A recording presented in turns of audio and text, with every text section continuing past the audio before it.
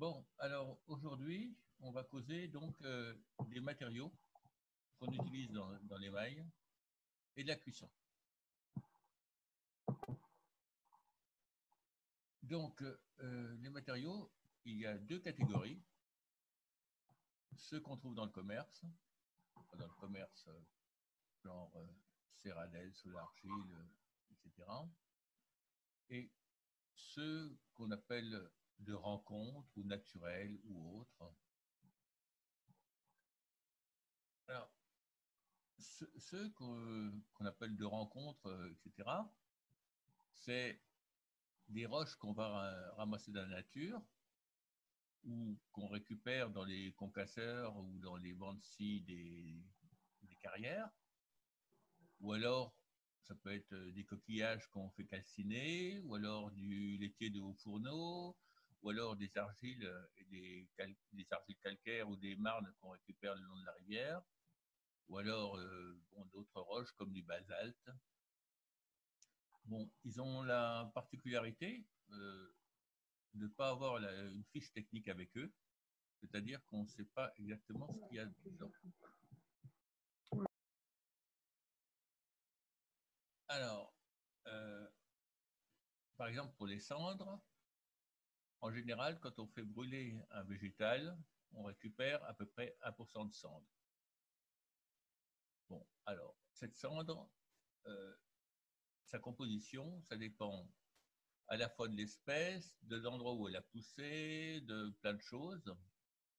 C'est-à-dire que si on veut faire, comme je l'ai montré dans les autres apéros, des émaux avec, en connaissant la composition, enfin en cherchant une certaine composition, il faut faire une analyse de la cendre en question. Ce qui a un certain coût, bon, mais c'est pas grave. Donc, la particularité d'une cendre, en général, par rapport aux autres matériaux, c'est qu'elle apporte beaucoup de phosphore. Bon, alors voici une pièce qui est faite. Ah putain, c'est pour ça. Comment? Oui. Alors, voici une pièce qui est faite avec une cendre de foin. C'est une pièce à bol de Patrick Buté. C'est quelqu'un qui a travaillé énormément sur les cendres et qui explique un peu ce qu'il fait dans le bouquin. Excusez-moi. Excusez-moi. En fait, est-ce que c'est valable pour une cuisson oxydante? Là, moi, je ne parle pas d'oxydation de réduction. Ça, c'est des émaux qui se font en oxydation. Mais D'accord. c'est pas le problème hein, pour l'instant. D'accord. On parle des matériaux. Donc, les matériaux, ce qui est bon, donc les matériaux comme ça, par exemple comme une cendre, ça a la particularité d'avoir une partie soluble dans l'eau. C'est-à-dire que quand vous faites un bain d'émail avec une cendre, vous avez une partie de la cendre qui passe dans l'eau et ensuite quand vous émaillez, cette partie soluble, elle passe souvent, enfin une partie passe dans le tesson. C'est-à-dire que pour moi, c'est un peu délicat à employer parce qu'on ne sait plus exactement ce qui reste dans l'émail et ce qui est passé dans le tesson. Donc, par exemple, Patrick Buté, dans le bouquin de Montmolin, il dit qu'on peut très bien reconstituer une cendre au moyen des matériaux habituels, c'est-à-dire que la cendre, quand on sait son analyse, on peut la reconstituer avec des matériaux qui se trouvent dans le commerce. OK? Donc, dans le commerce, on trouve absolument tout ce qu'on veut comme matériaux pour la céramique. On peut chercher même des terres rares, des lanthanines, enfin, etc. Et en général, quand elles sont vendues, ils sont vendus avec une certaine granulométrie qui convient à l'usage qu'on aura en céramique. Donc, on peut trouver des feldspaths, des chaux, etc. De la chaux, de la dolomie. Et moi, j'utilise beaucoup de frites. Alors, qu'est-ce que c'est qu'une frite? Alors, une frite, c'est un certain mélange qu'on va mettre dans un creuset. Alors, le creuset, c'est ici. Là, j'ai repris le dessin d'un four à frites. Donc, on met ce mélange dans un creuset. On met un brûleur pour chauffer le tout. Et on fait fondre notre matériau. Le matériau, comme le creuset a un petit trou au fond, le matériau, quand il est fondu, il coule. Et on le fait tomber dans une bassine d'eau où il éclate et on se retrouve avec un granulat donc de verre. Et ce granulat de verre, après, on peut le broyer pour avoir la bonne granulométrie. Mais donc, on peut évidemment faire sa frite, mais on peut l'acheter toute faite. Alors, je vous ai mis par exemple là, c'est les frites qui sont commercialisées par une boîte qui s'appelle Ferro. Une partie des frites, vous voyez qu'on a le choix. Toutes ces frites-là, ils ont toutes des compositions différentes.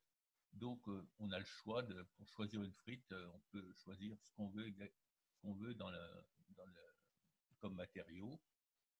Et on aura donc une frite qui amènera ces matériaux-là dans votre émail sans solubilité.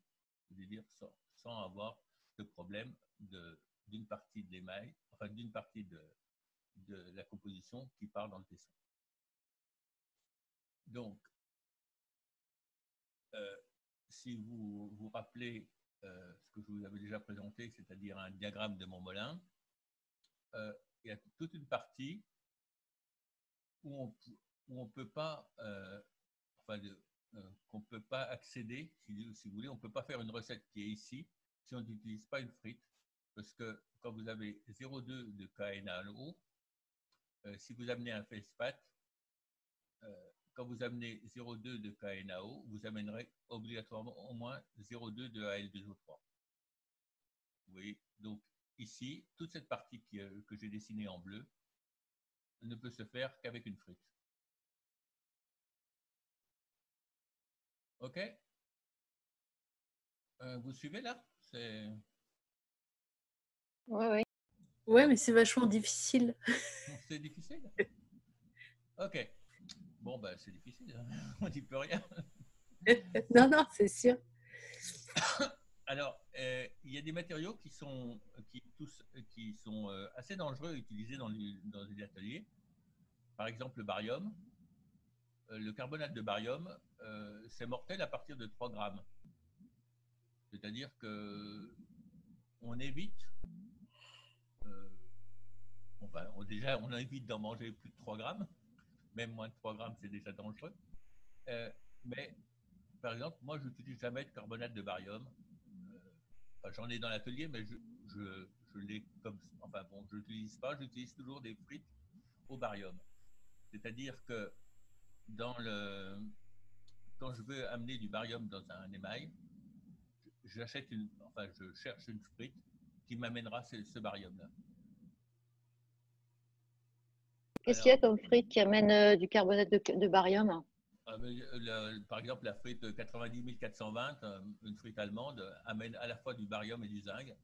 Et pour moi, c'est bon, comme moi, je cherche ces mots barium-zinc, c'est une frite qui est très intéressante pour moi. Donc, quand vous avez votre frite au barium, étant donné que c'est un verre, j'ai jamais essayé, mais on pourrait, ça perd sa toxicité, parce que si vous, à partir du moment où le barium est combiné avec le verre, même si on en mange, faudrait que l'estomac attaque et récupère le barium et le sorte de sa gaine siliceuse pour qu'il devienne toxique. Donc, ça perd une grande partie de sa toxicité. C'est exactement pareil pour le plomb. Dans le temps, on utilisait la litharge pour faire les émaux au plomb. Et maintenant, on n'utilise plus dans les ateliers, on utilise des frites au plomb qui sont beaucoup moins dangereuses pour, pour les manipulateurs. Et ensuite, pour l'utilisation, une fois quand vous avez un émail au plomb qui est fait avec une frite, il sera moins toxique au niveau d'utilisation dans les assiettes, dans les bols, que s'il était fait directement avec de la céruse. Donc, en plus, si vous voulez, quand vous avez dans un atelier, si vous avez toujours un peu d'émail qui va partir dans l'égout ou ailleurs, et si cet émail est fait avec une frite, ce sont des matériaux vitrifiés qui se barrent dans la nature, ce qui est quand même nettement moins nuisible. Alors, dans l'industrie, je voulais noter ça, que dans l'industrie, les émaux sont faits très très largement avec une base de frites, parce que ça présente de gros avantages après. Bon, alors, je vous ai mis ça. On a le choix donc entre les matériaux naturels de rencontre, etc., ou les matériaux du commerce.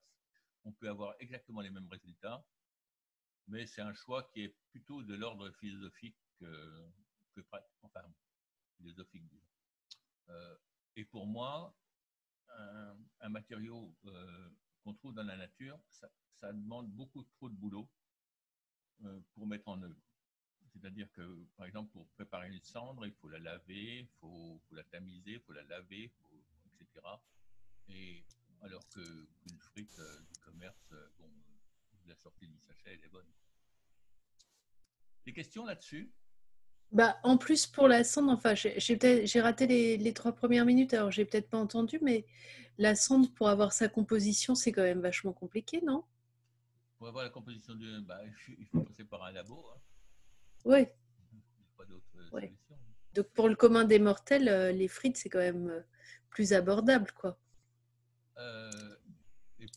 Et si vous voulez, le problème des cendres, pour moi, c'est la solubilité.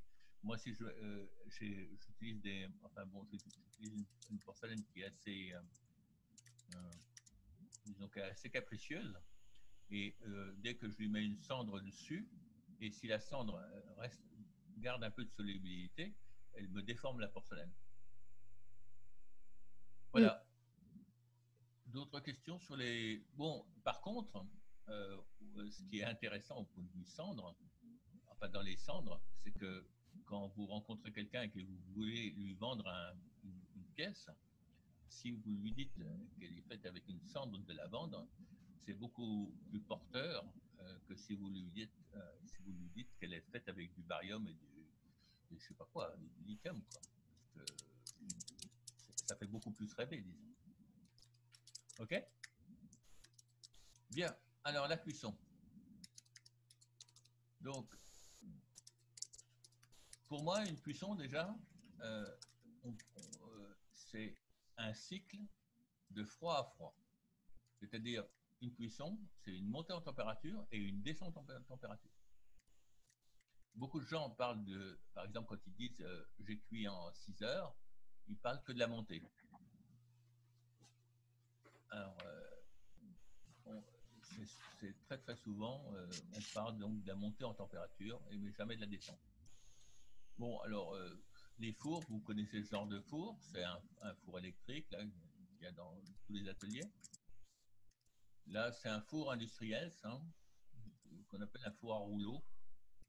C'est des barres d'alumine qui sont... enfin, on pose les pièces sur des barres d'alumine qui sont animées d'un mouvement rotatif pour faire avancer la pièce dans le four. Et donc, dans une four électrique, comme ça, le cycle de cuisson, ça dure environ une journée, entre la montée et la descente. Et dans un four à rouleau, comme ça, le cycle de cuisson dure environ 30 minutes. C'est-à-dire que votre produit qui entre là, il ressort ici au bout de 30 minutes et il est froid. Et entre-temps, il est monté à 1200 ou 1250 degrés. Voilà. Bon, je vous ai mis des autres fours. Ça, c'est un four-cloche. Un four-cloche industriel. Moi, j'ai exactement le même type de four, là. Sauf qu'il est énormément plus petit, parce que là, vous devez avoir un four d'une trentaine de mètres cubes. Et moi, mon four cloche, là, il fait 200 litres. Un four cloche, c'est assez intéressant pour enfourner, car on peut tourner autour du four. Bon, là, c'est un four tunnel. Un four tunnel, c'est en général pour les fours, c'est un des fours qui font une centaine ou 200 mètres de long. Et les produits, ils se poussent sur des wagonnets et ils avancent dans le four. Et puis, vous avez le four à bois, dont tout le monde rêve, là, et qui, bon, personnellement, moi j'aime bien les cuissons au bois, mais par contre, j'aime pas trop la fumée, là. Voilà. Ensuite, donc les cuissons, en général, on en fait deux.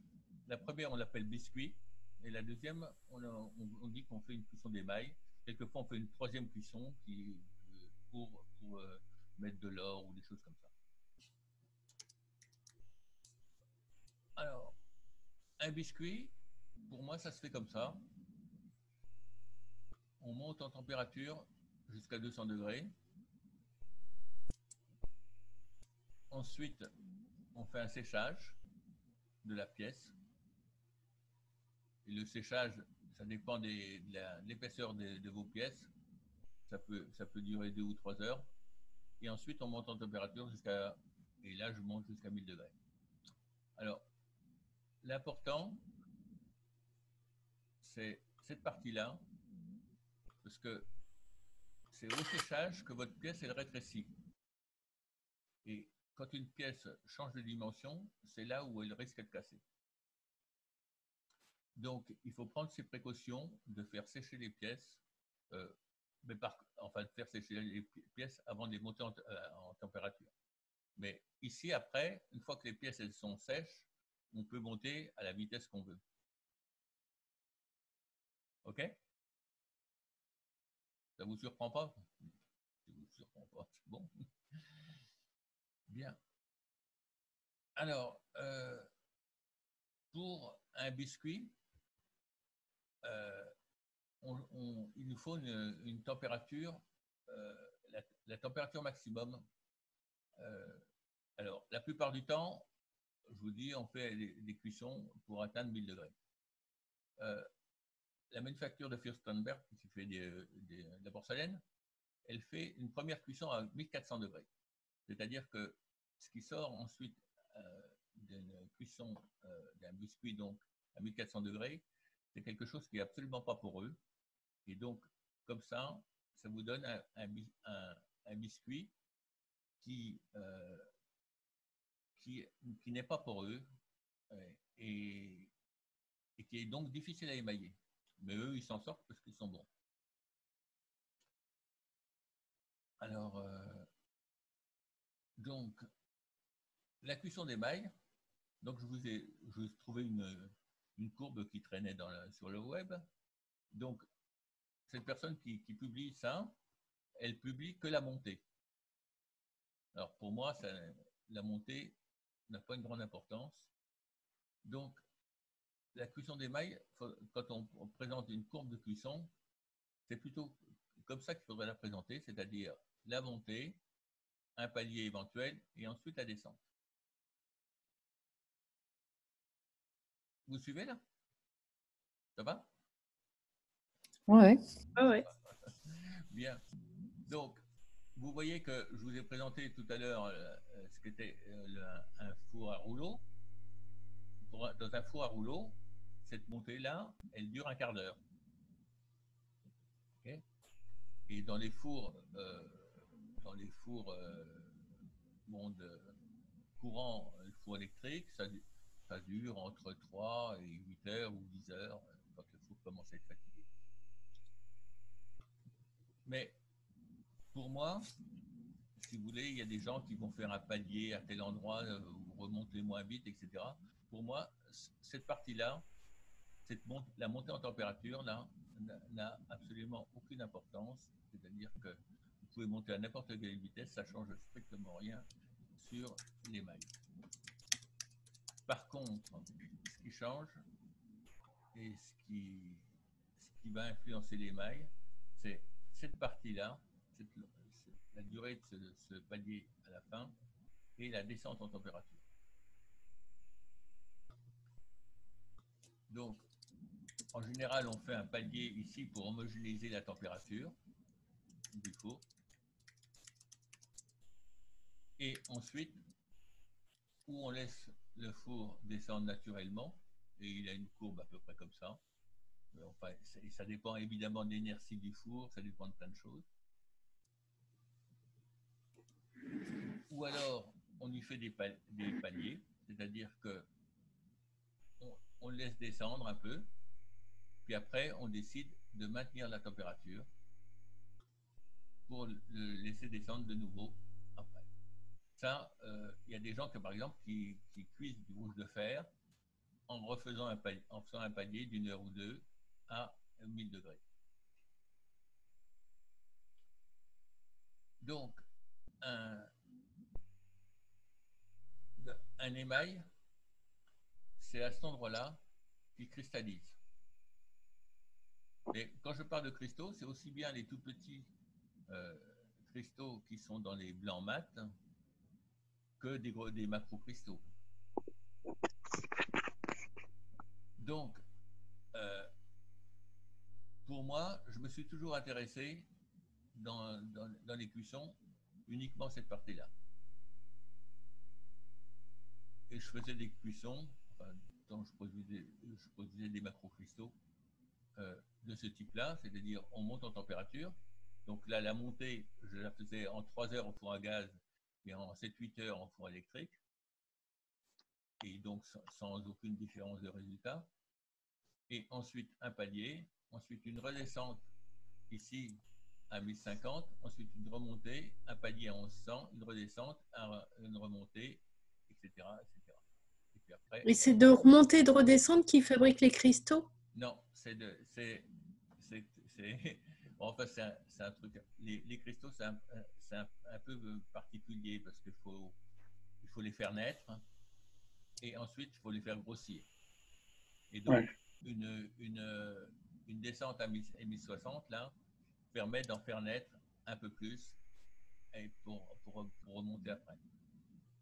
Et ça, après, si vous voulez, on fait naître les cristaux, on les développe, et ensuite on redescend et on remonte, ce qui permet d'avoir des auréoles sur les macro-cristaux. Enfin, après, c'est une question esthétique. Hein. Enfin, pour ceux qui aiment. Hein. Et après, là, il y avait un deuxième palier à 1000 degrés qui permet d'avoir des petits cristaux qui se forment autour des gros cristaux. Bon, alors, donc moi, en plus, j'intervenais à ce niveau-là pour changer l'atmosphère du four, pour faire une réduction à cette température-là.